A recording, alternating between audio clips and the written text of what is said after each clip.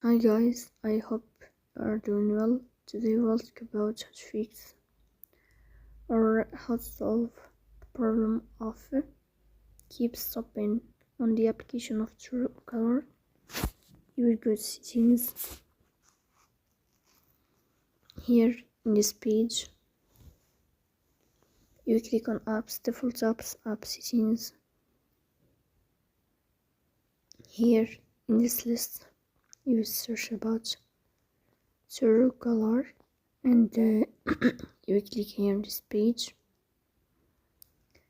Then in this page of app info, you will click on first stop and you will click OK.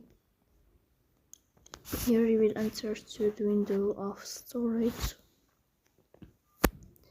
Here you will click on clear cache. In the end, you will turn off your phone and you will restart your phone again to fix that problem.